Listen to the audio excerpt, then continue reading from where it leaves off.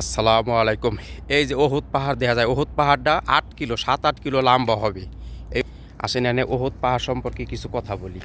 আমরা অনেকে এই যে মসজিদে নববীতে নামাজ পড়তে যাই, সব জায়গার জন্যই বলি, যখনই কোনো জানাজার সামনে আসবে, জানাজার নামাজ সামনে আসলে ওই জানাজার নামাজটা আমরা পড়ে নেব। তার কারণ জানাজার নামাজ পড়লে আপনার আমার আমল নামায় ১ কেরাত পরিমাণ সোয়াব লেখা হয়। ১ কেরাত কি?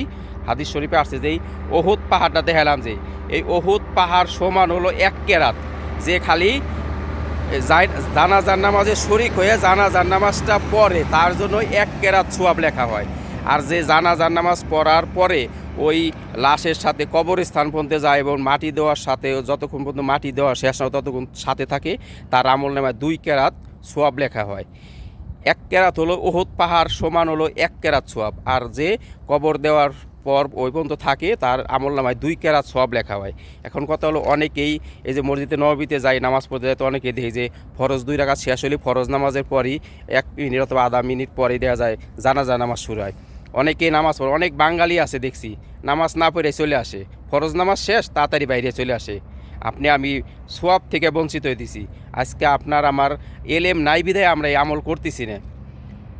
একটা জানাজার নামাজ আদায় করলে আপনার আমার আমল নামায় ১ কিরাত পরিমাণ সোয়াব লেখা হয়। আর জানাজার নামাজ পড়ার পর কবরস্থান পর্যন্ত গেলে, কবর দেওয়ার পরও মৃত্যু ব্যক্তি পর্যন্ত অপেক্ষা করলে 2 কেরাত সোয়াব আপনার আমার আমল নামায় লেখা হয়।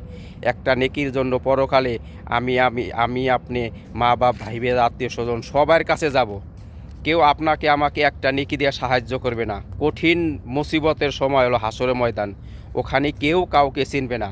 আর কোনো বন্ধু বান্ধব, কোনো দল, কোনো নেতা, কোনো কেউ কাউরে চিনবে না। যতই ভালোবাসেন দুনিয়ায় মানুষকে আপনি যতই ভালোবাসেন, যতই আদর চেন্ন করেন, যতই উপকার করেন, যত যাই করেন, হাসরের ময়দান এমন একটা ময়দান, এখানে আপনাকে আমাকে কেউ চিনবে না।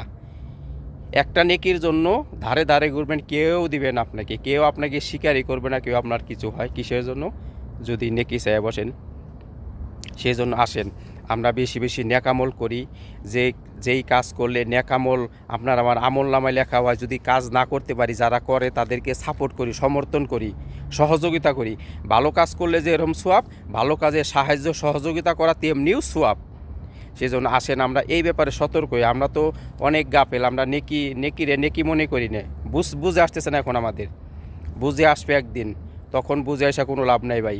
সেই জন্য তাবলিকের ভাইজানরা বলে যে মানুষের দুই দুই এক হলো সফরে গেলি হলো মানুষ বুঝে, সফরে গেলে হলো আর হলো কবরে গেলি বুঝে আসে। সফরে গেলি বুঝে আসলে তখন আমল করার সুযোগ থাকে, কবরে গেলি বুঝে আসলে ওখান থেকে ফিরে আসা কোনো অপশন নাই। সেই জন্য আসেন আমরা বেশি বেশি নেকামল করব, যারা নেকামল করে তাদের সাথে আমরা সম্পর্ক রাখবো। সবাইকে বুঝে আমল করা তৌফিক দান করেন, আমিন।